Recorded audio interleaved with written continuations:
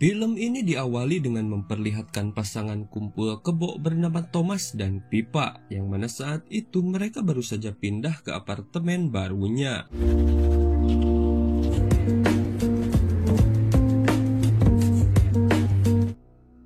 Malam harinya, mereka pun merayakan kepindahan mereka dengan minum-minum sembari berbincang banyak hal. Di tengah perbincangan, tiba-tiba pandangan mereka tertuju pada kamar apartemen yang berada di seberang apartemen mereka. Yang mana di kamar tersebut nampak sepasang kekasih yang sedang bermantap-mantap. Melihat itu mereka pun merasa risih dan pergi ke kamar mereka. Saat di kamar, Pippa pun bersolek dan mengajak Thomas untuk bermantap pria. Namun sayangnya saat itu si Thomas malah molor.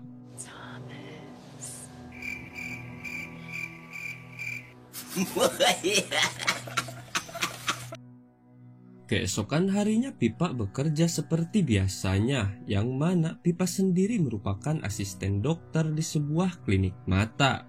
Atas kepindahannya ke apartemen baru, terlihat Pippa pun mendapat sebuah hadiah dari sang atasan, yaitu berupa gantungan tempat minum para burung.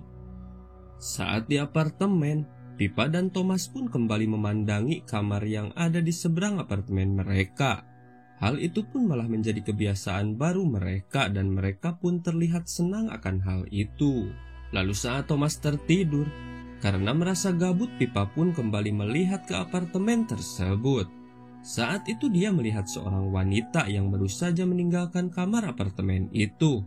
Namun setelah itu, bukannya kembali tidur, Pippa pun malah mengamati pria yang berada di sana. Hingga lama-kelamaan Pippa merasa tertarik pada pria itu.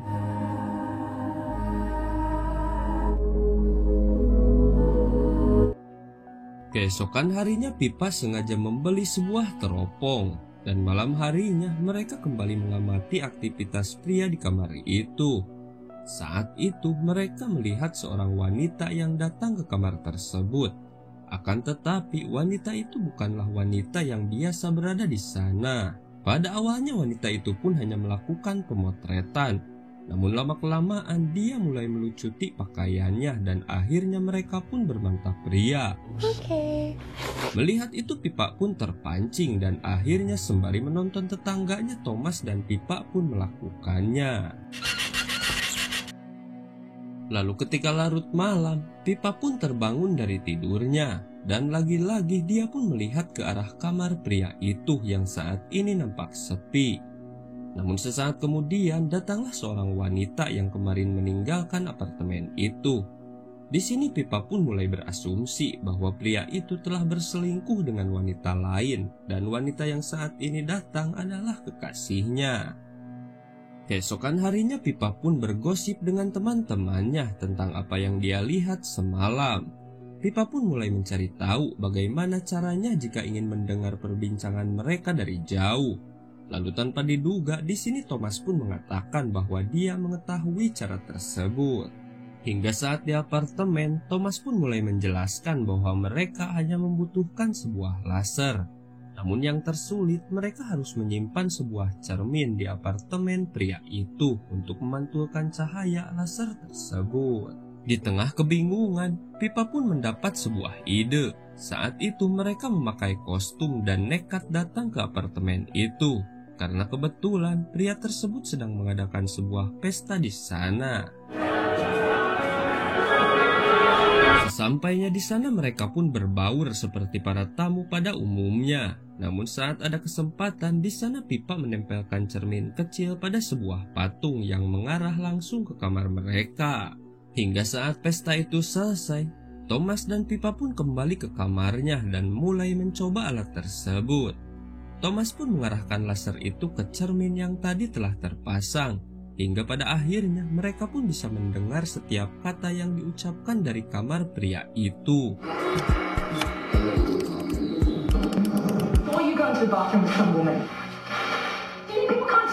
Lalu secara kebetulan, saat itu mereka malah menyaksikan pria itu bertengkar dengan kekasihnya karena sang kekasih merasa cemburu ketika saat pesta tadi dia melihat pria itu bersama seorang wanita.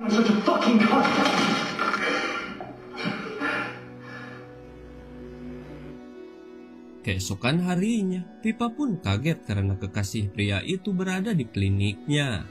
Wanita ini bernama Julia dan ternyata kedatangannya ke sana adalah untuk mengganti kacamatanya karena kacamata lamanya pecah saat pertengkarannya semalam.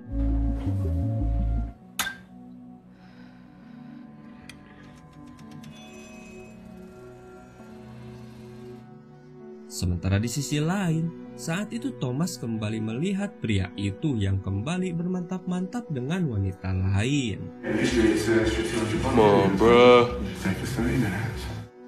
Sepulangnya ke apartemen, Pipa pun menceritakan pertemuannya dengan Julia pada Thomas. Selain itu, di sini Pipa pun mengatakan bahwa Julia mengajaknya kembali bertemu untuk sekedar minum kopi. Mendengar itu, Thomas pun merasa khawatir. Singkat waktu, beberapa hari kemudian Pipa pun kembali bertemu dengan Julia. Bahkan setelah itu hubungan mereka pun semakin dekat dan mereka pun saling menceritakan kehidupan mereka satu sama lain. Di satu momen, Julia pun menceritakan tentang kekasihnya yang diketahui bernama Sebastian. Di sini Julia mengungkapkan bahwa awal pertemuan mereka sangat unik, yaitu berawal dari sebuah pemotretan. Selain itu, Julia pun terus memuji-muji bahwa Sebastian sangat mencintainya. Mendengar itu tentu Pipa pun merasa iba pada Julia. Karena lewat hobi ngintipnya, Pipa pun tahu semuanya. Bahwa di belakang Julia, Sebastian sering tidur dengan wanita lain. Keesokan harinya, saat di apartemen lagi-lagi Pipa melihat Sebastian yang berselingkuh dengan wanita lain. Di sini Pipa pun menjadi semakin kasihan pada Julia yang terus-menerus dikhianati. Hingga pada malam harinya, saat Thomas tertidur, Pipa pun kembali melihat ke arah apartemen Julia. Dan di sana dia melihat Julia yang sedang terduduk sendirian. Melihat itu, Pipa pun mengetik sesuatu pada komputernya. Lalu dia mencoba menghubungkannya dengan beberapa printer yang terdeteksi. Dan benar saja, salah satu printer itu adalah printer milik Julia dan otomatis tulisan itu pun keluar dari printer tersebut. Setelah memastikan itu, Pipa pun kembali menulis sesuatu. Saat itu dia memberitahu Julia bahwa Sebastian telah berselingkuh. Selain itu, dia pun menyuruh Julia untuk melihat tempat sampah yang berada di kamar mandinya. Di sana Julia pun nampak bingung siapa yang telah mengirimkan tulisan itu. Namun meski begitu, karena penasaran dia pun mencoba menurutinya. Sontak saja Julia pun kaget karena dalam tempat sampah itu dia menemukan condom bekas suaminya. Bersamaan dengan itu, Thomas yang terbangun kemudian bertanya apa yang sedang Pipa lakukan. Di sana Pipa pun mengatakan bahwa dia terpaksa harus memberitahu Julia tentang semua yang selalu dilakukan kekasihnya. Mendengar itu sontak saja Thomas pun kesal karena Pipa telah ikut campur urusan orang lain. Terlebih saat itu mereka dibuat panik karena melihat Julia yang berniat membunuh Sebastian.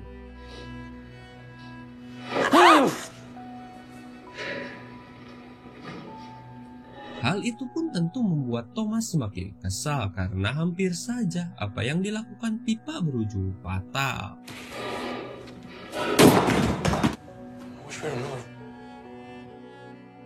Lalu keesokan paginya, saat Pipa baru terbangun, Thomas pun menghampirinya dan meminta maaf karena semalam dia telah memarahinya. Di sana Pipa pun mengaku salah dan mereka pun kembali berbaikan. Love you too. Namun sesaat kemudian, hal mengerikan pun terjadi. Pipa yang melihat ke arah kamar Julia pun dibuat syok karena melihat Julia tewas bunuh diri.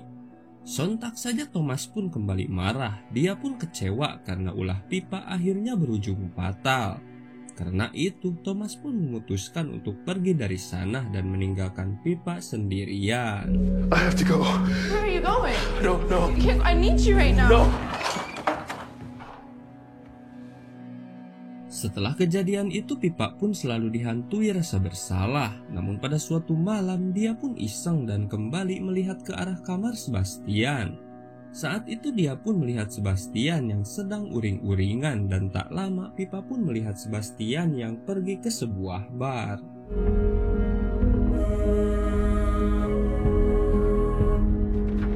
Melihat itu, lantas Pipa pun keluar dan pergi ke bar yang sama. Di sana dia pun terus memperhatikan Sebastian. Hingga sesaat kemudian, Sebastian yang tersadar terus diperhatikan pun langsung menghampiri Pipa. Pada awalnya Sebastian pun sedikit berbasa-basi, namun lama-kelamaan mereka pun semakin nyambung dan Pipa pun mulai terlihat nyaman. Hingga sesaat kemudian Sebastian pun mengajak Pipa ke apartemennya untuk melakukan pemotretan. Pipa yang sejak awal sudah tertarik pada Sebastian pun tentu mau saja, walaupun sebenarnya dia tahu apa yang akan dilakukan Sebastian padanya. Setibanya di apartemen, Pipa pun diperlakukan sama seperti yang sering dia lihat selama ini. Pada awalnya dia pun ditawari minuman dan dijadikan objek foto oleh Sebastian. Hingga pada akhirnya, di sini Pipa pun sangat menikmatinya karena sebenarnya selama ini dia sangat terobsesi pada Sebastian. Bersamaan dengan itu, Thomas pun kembali ke apartemennya dan berniat mengajak Pipa berbaikan. Namun setibanya di apartemen, dia pun heran karena tak mendapati Pipa di sana. Kemudian dia pun mengambil minuman dalam kulkas. Namun karena minumannya terasa aneh, dia pun membuangnya di tempat minum para burung. Lalu saat itu dia pun melihat seorang wanita yang sedang bermantap-mantap dengan Sebastian. Karena penasaran, dia pun melihatnya menggunakan teropong. Dan ternyata sontak saja dia pun kaget karena ternyata wanita itu adalah kekasihnya sendiri. Keesokan paginya, Pipa yang masih kecapean pun kembali ke apartemennya. Setibanya di sana, dia pun heran karena pintu apartemennya yang sedikit terbuka. Lalu ketika dia masuk,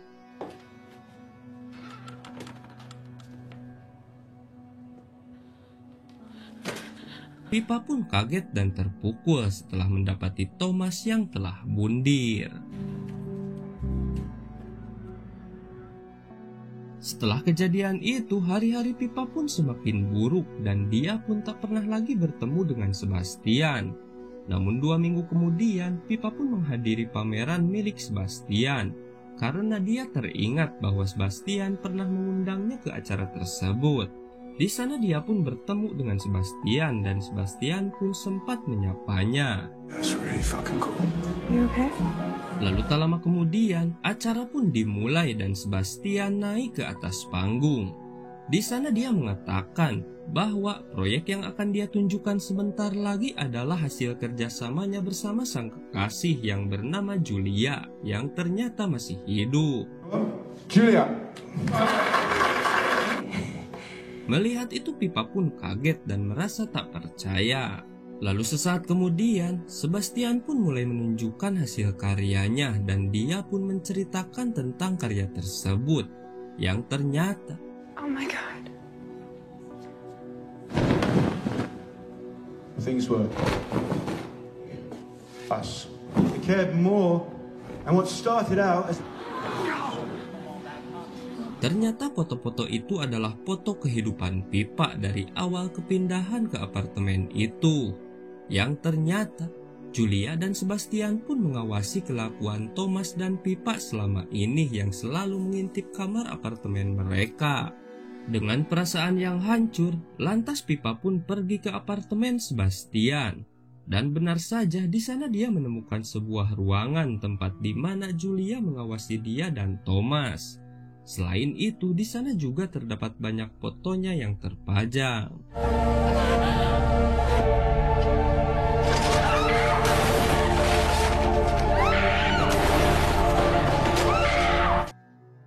Beberapa hari setelah itu, Pipa pun kembali ke apartemennya. Kemudian dia pun membuang air yang berada di tempat minum burung. Dan saat itu dia pun heran karena di bawahnya banyak burung yang telah mati. Bersamaan dengan itu, dia pun melihat Julia yang menatap ke arahnya. Beberapa waktu kemudian, scene beralih pada Sebastian dan Julia yang baru saja pulang dari sebuah acara. Setibanya di apartemen, mereka mendapat kiriman sebotol anggur dari seseorang yang mengaku penggemar karya mereka. Tanpa berpikir panjang, mereka pun menikmati minuman tersebut. Lalu sesaat kemudian, tiba-tiba mereka mendapat pesan yang keluar dari printernya yang ternyata ditulis oleh Pippa. Dalam tulisan tersebut, Pippa berkata, sekarang dia sudah tahu bahwa kematian Thomas bukan karena bunuh diri, melainkan dibunuh oleh Julia. Melihat itu, Sebastian pun langsung mencari keberadaan Pippa.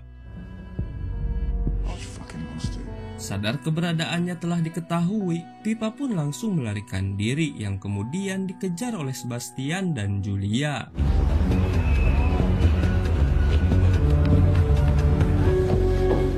Namun sesaat kemudian, Pippa pun terpojok di depan klinik tempatnya bekerja.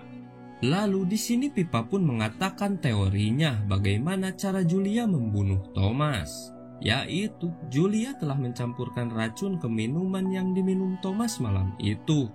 Dan setelah itu Julia menggantung Thomas seolah-olah Thomas bunuh diri.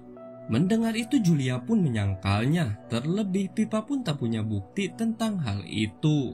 Lalu tiba-tiba, What's wrong, baby? Baby, what did you do? Julia dan Sebastian pun pingsan karena efek dari minuman yang mereka minum tadi, yang ternyata itu adalah kiriman Pippa. Kemudian setelah itu, Pippa pun melakukan sesuatu pada mata Sebastian dan Julia.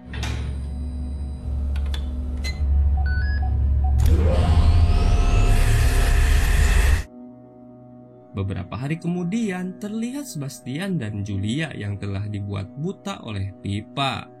Lalu setelah itu, film pun selesai.